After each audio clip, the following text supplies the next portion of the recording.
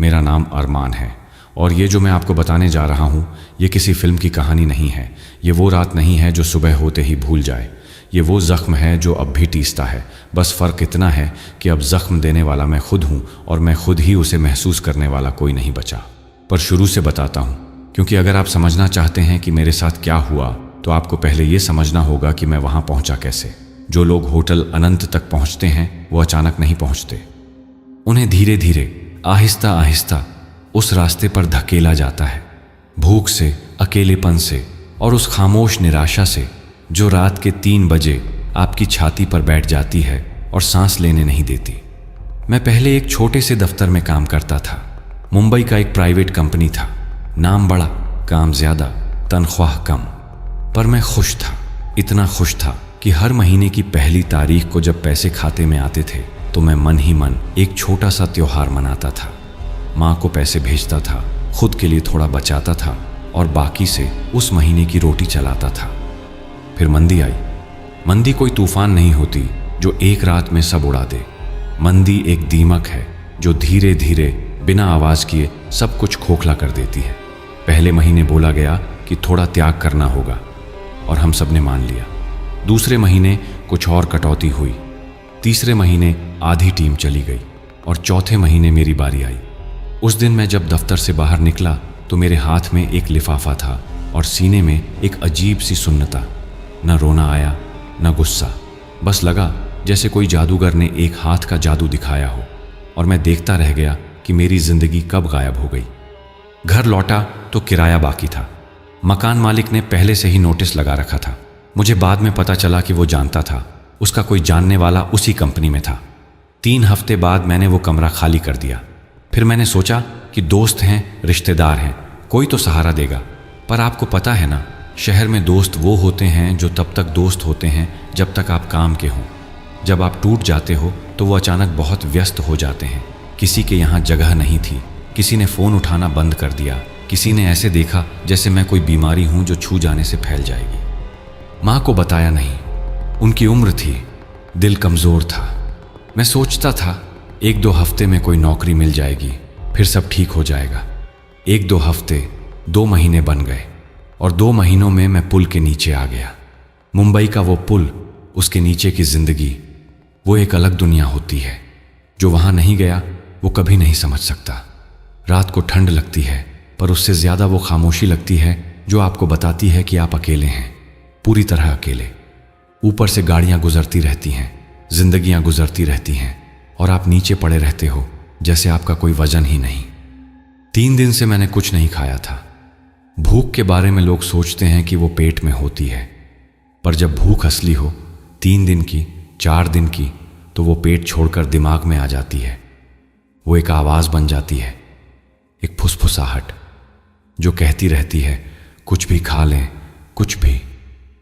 मैंने उस शाम कूड़ेदान के पास घुटने टेके थे। हाँ, कूड़ेदान। और मुझे शर्म भी नहीं आ रही थी, क्योंकि जब इंसान उस हद तक पहुंच जाता है तो शर्म एक विलासिता बन जाती है जो सिर्फ वो अफोर्ड कर सकते हैं जिनके पास रोटी है। मैं ढूंढ रहा था कि कुछ मिले, कोई डिब्बा, कोई बासी रोटी, कुछ भी। तभी एक आवाज़ आई, एक कार की, काली, चमचमाती, बिल्कुल नई। ऐसी कारें उस गली में नहीं आती, पर वो आई और मेरे ठीक सामने रुकी, जैसे वो मुझे ढूंढते हुए आई हो। दरवाज़ा खुला, एक आदमी उतरा, सूट पहना हुआ, बाल पीछे की तरफ कंघी किए हुए, चेहरे पर एक ऐसी मुस्कान जो न बहुत गर्म थी न बहुत ठंडी, बस सधी हुई। उसने मुझे देखा ऊपर से नीचे, फिर उसने पूछा, रुकना है? मुझे हंसी आ गई, सच में हंसी आई। इतने दिनों बाद पहली बार। कहाँ? मैंने पूछा। होटल अनंत में, उसने कहा। मुफ्त? मैंने उसे देखा, फिर अपने हाथों को देखा जो कूड़ेदान में थे, फिर उसे देखा। मुफ्त क्यों? मैंने पूछा। क्योंकि अब तक की जिंदगी ने एक बात सिखाई थी, जब कोई चीज़ मुफ्त मिले तो सबसे पहले पूछो कि उसकी कीमत क्या है। वो आदमी थोड़ा सा मुस्कुराया, क्योंकि होटल को मेहमान चाहिए। इतना सुनकर मेरे पेट में एक मरोड़ उठी, भूख की, और उस भूख ने मेरी सारी समझदारी को एक तरफ धकेल दिया। मैं कार में बैठ गया। रास्ते में उस आदमी ने एक शब्द नहीं बोला। मैंने बाहर देखता रहा, शहर की रोशनियां, भीड़, आवाज़ें, इतने लोग थे उस शहर में और मेरे लिए वो हमेशा खाली रहा था। मैं उसके बीचों बीच रहा, पर जैसे अदृश्य, जैसे मेरा अस्तित्व उस शहर के लिए कोई मायने नहीं रखता था। शायद इसीलिए जब किसी ने मुझे देखा, सच में देखा, तो मैं रुक नहीं पाया। होटल जब सामने आया तो मैं एक पल के लिए अवाक रह गया। ऊंची इमारत, पूरी कांच की, हर मंजिल से सुनहरी रोशनी झांक रही थी। बाहर बड़े बड़े अक्षरों में लिखा था अनंत। शहर के बीचों बीच था, पर मैंने इसे पहले कभी नहीं देखा था, या शायद देखा था पर ध्यान नहीं दिया था। अंदर गया तो ठंडी हवा ने स्वागत किया। मार्बल का फर्श था, ऊपर झाड़ फानूस और हर तरफ एक अजीब सी शांति। रिसेप्शन पर एक लड़की खड़ी थी। उसने मुझे देखा और मुस्कुराई। अरमान जी? मैं रुक गया। उसे मेरा नाम कैसे पता था? जी, मैंने धीरे से कहा। आपका कमरा तैयार है, 1107। उसने एक चाबी मेरी तरफ बढ़ाई और फिर जैसे बाद में याद करके कह रही हो, उसने एक बात और जोड़ी। बस एक छोटी सी शर्त है। क्या? मैंने पूछा।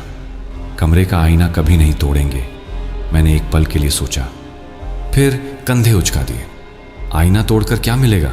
वो मुस्कुराती रही। लिफ्ट में जाते हुए 11वीं मंजिल पर पहुंचते हुए और जब 1107 का दरवाज़ा खुला तब मुझे पहली बार लगा कि शायद जिंदगी अभी ख़त्म नहीं हुई। कमरा किसी सपने से कम नहीं था। बड़ा बिस्तर, सफ़ेद चादर, मुलायम तकिए। हवा में हल्की सी खुशबू थी, फूलों जैसी, पर उससे भी गहरी। खिड़की से शहर दिखता था। वो शहर जिसने मुझे तोड़ा था, वो अब मेरे पैरों तले था। और टेबल पर खाना, इतना खाना, दाल, रोटी, सब्जी, चावल, एक कटोरी मीठी खीर। मैं उस टेबल के सामने बैठा और फिर मुझसे रहा नहीं गया। 3 दिन की भूख एक साथ टूटी। मैं खाता रहा, खाता रहा, खाता रहा। जब पेट भरा तो आंखें भर आईं। इतना सीधा सा काम है खाना, पर जब वो ना हो तो पता चलता है कि वो सिर्फ पेट का मामला नहीं है, वो इज्जत का मामला है, इंसान होने का मामला है। खाने के बाद मैं बिस्तर पर लेट गया और उस रात पहली बार महीनों में मैं सोया, सच में सोया। पर उस नींद में, बहुत गहरे में, एक आवाज़ थी, बहुत धीमी, बहुत दूर से आती हुई। कुछ भी खा लें, कुछ भी। मैंने सोचा ये भूख की पुरानी आदत है, पर यह भूख नहीं थी, यह होटल था। अगली सुबह जब आंख खुली तो एक पल के लिए मुझे याद ही नहीं रहा कि मैं कहाँ हूँ। फिर छत दिखी, सफ़ेद, साफ, बिना किसी दरार के, और उस छत को देखकर मेरी आंखें भर आईं। पता है क्यों? क्योंकि पिछले 2 महीनों में मैंने जो छत देखी थी वो पुल की थी, सीमेंट की, काई लगी हुई, जिसके ऊपर से गाड़ियां गुजरती थीं और उनकी आवाज़ें रात भर उतरती रहती थीं।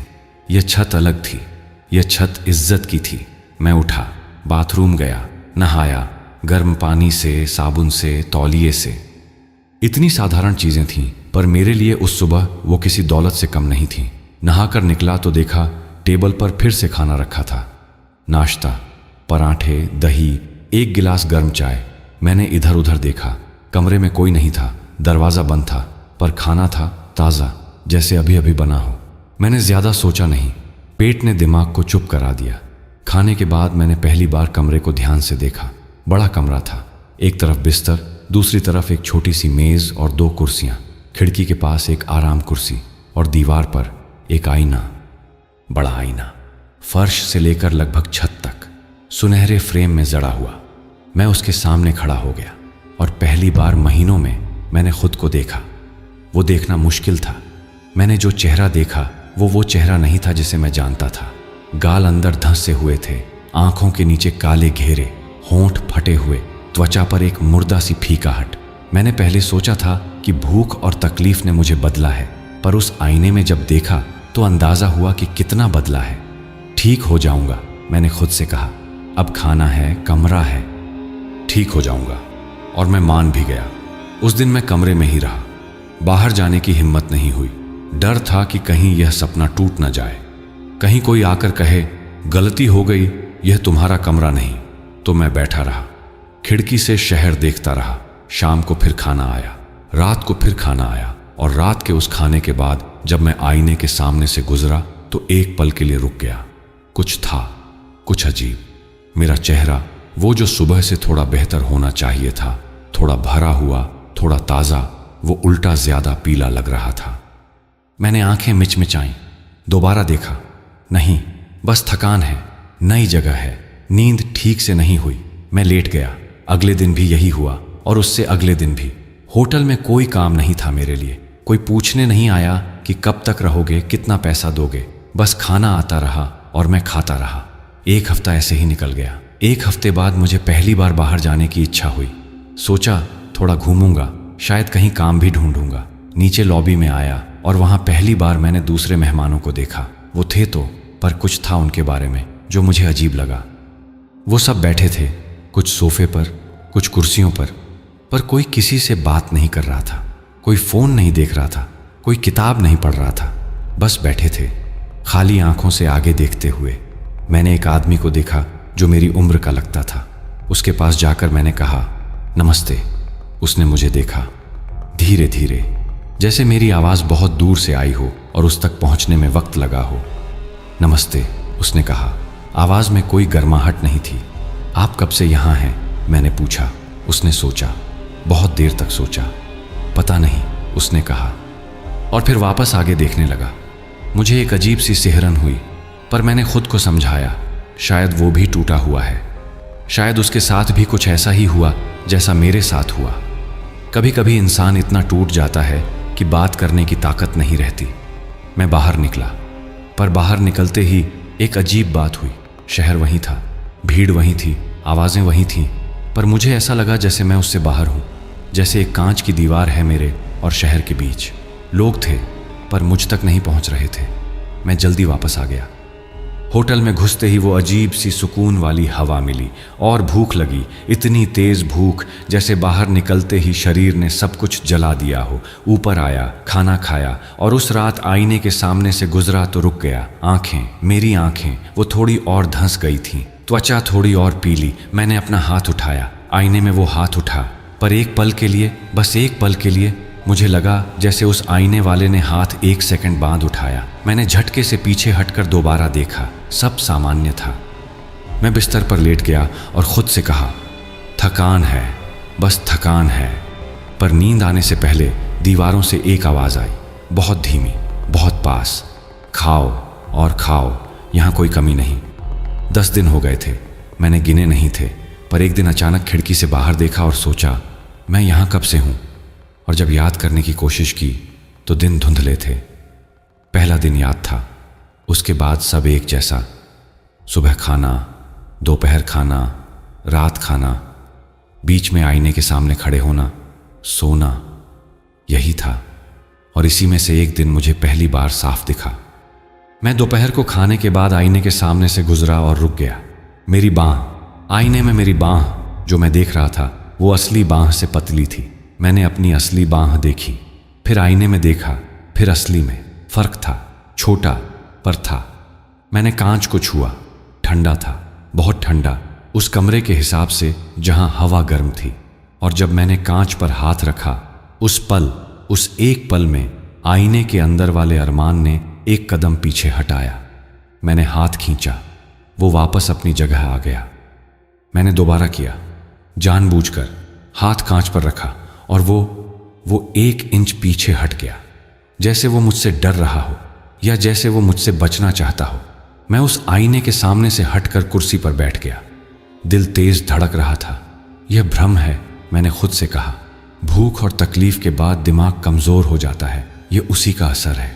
पर उस रात मुझे नींद नहीं आई। मैं बिस्तर पर लेटा रहा, आंखें बंद की, खोली, बंद की, और हर बार जब आंखें बंद करता था तो महसूस होता था जैसे कोई है कमरे में, कोई जो हिल रहा है, कोई जो चल रहा है। मैंने आंखें खोली और आईने की तरफ देखा। चांद की रोशनी खिड़की से आ रही थी और आईने पर पड़ रही थी। आईना खाली था, पर एक पल के लिए मुझे लगा जैसे उसमें कोई हल्की सी हरकत थी। मैंने आंखें बंद कर लीं और रात को किसी तरह काटा। अगले दिन मैंने खाना कम खाने की कोशिश की, बस थोड़ा सा। पर जैसे ही मैंने थाली आधी छोड़ी, एक भूख उठी, ऐसी भूख जो पेट में नहीं थी, वो दिमाग में थी, सीने में थी, जैसे कोई अंदर से खींच रहा हो। मैंने पूरा खाना खाया और उस रात आईने में मेरी आंखें थोड़ी और धंसी हुई थीं। मैंने अपनी बाँह पर हाथ फेरा, हड्डी महसूस हुई, पर खाने के बाद हड्डी महसूस नहीं होनी चाहिए थी। कुछ गलत था, कुछ बहुत गलत था। पर वो भूख, वो आवाज़ हर बार उस सोच को दबा देती थी। एक दिन लिफ्ट में वो मुलाकात हुई जिसने सब बदल दिया। मैं ऊपर जा रहा था, लिफ्ट रुकी, तीसरी मंजिल पर दरवाज़ा खुला, एक आदमी था। मैंने उसे देखा और एक पल के लिए सांस रुक गई। उसका चेहरा धुंधला था। मेरा मतलब यह नहीं कि वो कुरूप था या बीमार था, मेरा मतलब है वो शाब्दिक रूप से धुंधला था, जैसे कोई तस्वीर हो जिसे पानी में भिगो दिया हो। उसके नाक नक्श थे, पर वो हिल रहे थे, जैसे वो पक्के नहीं थे। वो लिफ्ट में आया, मेरे बगल में खड़ा हुआ। नमस्ते, मैंने कहा। आवाज़ कांप रही थी। उसने मेरी तरफ देखा, या शायद नहीं देखा, क्योंकि उसकी आंखें भी धुंधली थीं, उनका रंग तय नहीं था। खाना अच्छा है ना? उसने कहा। आवाज़ थी उसकी, पर जैसे वो आवाज़ कहीं दूर से आ रही हो, जैसे किसी पुराने रेडियो पर से। मैं कुछ नहीं बोल सका। वो मुस्कुराया, और उस मुस्कान के साथ मैंने देखा उसका चेहरा थोड़ा और धुंधला हो गया, जैसे उस एक हरकत ने उसे थोड़ा और मिटा दिया। लिफ्ट 11वीं मंजिल पर रुकी, दरवाज़ा खुला। मैं बाहर निकला, पीछे मुड़कर देखा, लिफ्ट के अंदर कोई नहीं था। मैं अपने कमरे में आया और दरवाज़ा बंद करके कुर्सी पर बैठ गया। दिल इतनी तेज धड़क रहा था जितना उस रात धड़का था जब नौकरी गई थी। मैंने सोचा, यह क्या था? वो आदमी कौन था और उसका चेहरा ऐसा क्यों था? फिर मैंने सोचा, लॉबी के वो लोग जो खाली आंखों से बैठे थे, वो आदमी जिसने कहा था पता नहीं कब से यहाँ है, क्या वो भी ऐसे ही थे? पर शुरुआत में क्या एक दिन उनके चेहरे भी ऐसे हो गए थे जैसे उस लिफ्ट वाले के थे? और फिर एक सवाल जो मैंने खुद से पूछने की हिम्मत नहीं की थी, पर अब पूछनी पड़ी, क्या मेरे साथ भी यही हो रहा है? मैं आईने के सामने गया, अपने चेहरे को ध्यान से देखा। धुंधला नहीं था, अभी धुंधला नहीं था, पर पतला था, बहुत पतला। और आंखें, उनमें कुछ था, एक खालीपन जो एक हफ्ते पहले नहीं था। मैं उस दिन रोया, बहुत देर तक रोया, क्योंकि मुझे समझ आ रहा था, पर समझना नहीं चाहता था। होटल कुछ ले रहा था, हर कौर के साथ, हर रात के साथ कुछ ले रहा था। उस रात मैंने एक काम किया जो मैंने पहले नहीं किया था। मैंने खाना नहीं खाया। थाली आई, मैं उसके सामने बैठा, पर एक कौर नहीं उठाया। और तब जो हुआ वो मैं कभी नहीं भूल सकता। पहले 5 मिनट कुछ नहीं हुआ, फिर भूख आई, पर वो भूख पेट की नहीं थी, वो एक दर्द था, एक खिंचाव जो सीने से शुरू हुआ और दिमाग तक गया, जैसे कोई तार खींच रहा हो अंदर से। मैंने दांत भींचे, नहीं खाया। 10 मिनट बाद दीवारें, कमरे की दीवारें जो सफ़ेद थीं और साफ थीं, उनसे एक आवाज़ आई, फुसफुसाहट। खाओ। मैंने इधर उधर देखा, कोई नहीं था। खाओ, नहीं तो तुम कुछ नहीं रहोगे। आवाज़ दीवारों से आ रही थी, हर दीवार से, जैसे पूरा कमरा बोल रहा हो। मेरे हाथ कांप रहे थे। नहीं खाऊंगा, मैंने ज़ोर से कहा, शायद खुद को सुनाने के लिए। तभी आईने में हलचल हुई। मैंने देखा, मेरा प्रतिबिंब, वो आईने वाला अरमान, वो खाना खा रहा था। वो थाली से निवाला उठा रहा था, वही थाली जो मेरे सामने थी। मैंने अपने हाथ देखे, वो खाली थे। आईने में उसके हाथ वो भरे हुए थे। वो खा रहा था और मैं भूखा बैठा था। मैं उठकर खिड़की के पास गया, बाहर देखा, शहर था, रात की रोशनी थी, जिंदगी थी। मैंने खिड़की खोलने की कोशिश की, नहीं खुली, बंद थी, बिल्कुल बंद, जैसे वेल्ड कर दी गई हो। मैं दरवाजे की तरफ गया, खोला। बाहर कॉरिडोर था, लंबा, खाली, सुनहरी रोशनी में नहाया हुआ। मैंने कदम बाहर रखा और तभी वो भूख, वो खिंचाव इतना तेज हो गया कि मैं झुक गया। दर्द था, असली दर्द, जैसे अंदर से कुछ फट रहा हो। मैं लड़खड़ाकर वापस कमरे में आ गया। दरवाज़ा बंद हो गया और वो आवाज़ फिर आई, होटल के बाहर तुम्हारा कुछ नहीं है, अंदर सब कुछ है, बस खाओ। मैं थाली के सामने आया और मैंने खाया। उस रात हार गया था मैं, पर उस हार ने मुझे एक बात बता दी। होटल नहीं चाहता था कि मैं बाहर जाऊं, और जब मैंने नहीं खाया तो आईने वाले ने खाया। कहीं ना कहीं एक लेन देन था। मैं देता था, वो लेता था, पर क्या। अगले दिन मैंने माँ को याद करने की कोशिश की, बस उनका चेहरा, बस इतना, और मैं चौंक गया। धुंधला था, माँ का चेहरा जो मेरी पूरी जिंदगी में सबसे साफ था, वो धुंधला था। मैंने आंखें बंद की, जोर लगाया। नाक की नोक थी, माथे पर बिंदी थी, पर पूरा चेहरा जैसे कोहरे में था। मैंने अपना बचपन याद करने की कोशिश की, खाली। वो गली जहाँ खेला था, खाली। वो दोस्त जिनके साथ बड़ा हुआ था, नाम याद थे, पर चेहरे नहीं। वो पहला दिन जब दफ्तर गया था, खाली। मेरी जिंदगी, मेरी अपनी जिंदगी मुझसे छिन रही थी। यादें जा रही थीं। हर कौर के साथ एक याद जाती थी। होटल खाना देता था पर बदले में यादें लेता था। मैं बिस्तर पर बैठ गया, हाथ कांप रहे थे। यह सौदा था और मैंने पहले कौर के साथ इसे मान लिया था, बिना जाने, बिना किसी दस्तखत के, बिना किसी इजाज़त के। बस भूख थी और भूख ने मुझसे सब करवा दिया। अब मैंने समझा, वो लॉबी वाले लोग, उनकी खाली आंखें, उनका पता नहीं जब से यहाँ हैं, वो धुंधले चेहरे वाला आदमी, वो सब मुझसे पहले यहाँ आए थे और होटल ने उनसे सब कुछ ले लिया था। यादें, रिश्ते, पहचान, जब तक वो बचे तब तक खाली खोल रहे और आखिर में उनका चेहरा भी धुंधला हो जाता था, क्योंकि जब कोई पहचान ही न रहे तो चेहरा कैसे रहे। मुझे उस लड़की की याद आई जो रिसेप्शन पर थी। उसकी मुस्कान, उसने शर्त बताई थी, आईना मत तोड़ना, पर उसने यह नहीं बताया था कि क्यों। क्योंकि आईने में जो था वो असली था। आईने में जो खा रहा था, जो बढ़ रहा था, जो ठोस होता जा रहा था, वो मेरी यादें थीं, मेरा अस्तित्व था, मेरी आत्मा थी। और मैं यहाँ बाहर खाली होता जा रहा था। मैंने फैसला किया, आज रात आईना तोड़ूंगा। मुझे नहीं पता था क्या होगा, पर यह जानता था अगर नहीं तोड़ा तो एक दिन मैं भी उस लिफ्ट वाले आदमी की तरह हो जाऊंगा, धुंधला, अदृश्य, मिटा हुआ। मैंने कमरे में देखा, कुर्सी थी, लकड़ी की, भारी। मैंने उसे उठाया, तभी रोशनी झिलमिलाई, पूरे कमरे की रोशनी, जैसे किसी ने स्विच से खेला हो। दरवाज़ा जो मैंने बंद किया था, अपने आप बंद होने की आवाज़ आई, जैसे लॉक हो गया हो। और दीवारों से आवाज़, शर्त याद है? याद है, मैंने कहा, पर मैं अब परवाह नहीं करता। मैंने कुर्सी उठाई पूरी ताकत से और फेंकी कांच पर। एक भयानक आवाज़ आई, छटाक, पर कांच टूटा नहीं, बस चटका। एक दरार आई ऊपर से नीचे तक। मैंने दोबारा उठाया, दोबारा फेंका। इस बार कांच टूट गया, टुकड़े गिरे, पर जैसे ही गिरे कमरे में कुछ बदल गया। हवा जो गर्म और खुशबूदार थी, ठंडी हो गई एकदम से, जैसे किसी ने खिड़की खोल दी हो, पर खिड़की बंद थी और टूटे हुए कांच में से एक परछाई निकली। नहीं, इंसान निकला। मैं निकला। वो वहीं था, मेरा जैसा चेहरा, मेरे जैसे कपड़े, पर वो मुझसे ज़्यादा ठोस था। उसके गाल भरे हुए थे, आंखें साफ थीं, त्वचा पर रंग था और वो मुस्कुरा रहा था। मैं पीछे हटा, वो आगे आया। अब क्या करेगा? उसने पूछा। मेरी आवाज़ नहीं निकली। वो आईने वाला अरमान मेरे सामने खड़ा था और उसने जो कहा वो मैं पूरी जिंदगी नहीं भूल सकता। तू बहुत देर से समझा, उसने कहा। होटल को असली शरीर नहीं चाहिए था, उसे तेरी इच्छा चाहिए थी। मैं कुछ नहीं बोला।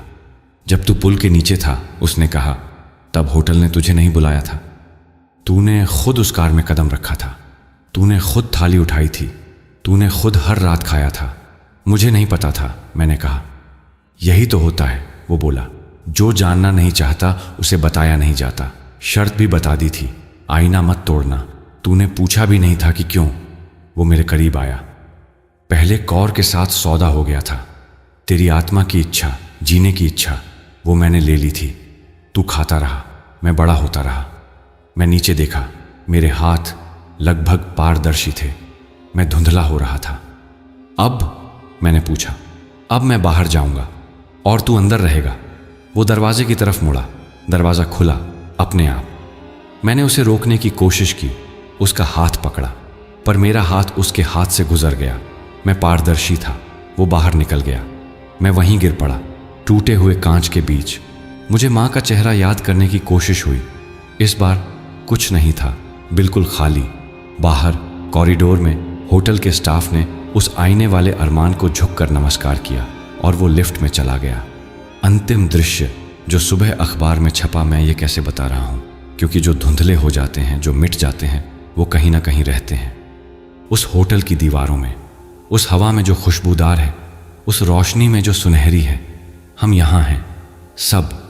वो जो लॉबी में बैठे थे, वो जिसका चेहरा लिफ्ट में धुंधला था, और अब मैं। अगले दिन अखबार में खबर छपी, एक बेघर आदमी होटल के कमरे में मृत पाया गया। कमरा खाली था, आईना सही सलामत, पर आईना सही सलामत नहीं था, आईना टूटा था। उन्होंने वो नहीं देखा या देखना नहीं चाहा। उसी दिन होटल की लॉबी में एक नया मेहमान आया। किसी ने उसे काली कार में बुलाया था। रिसेप्शनिस्ट मुस्कुराई। कमरा 1107 तैयार है।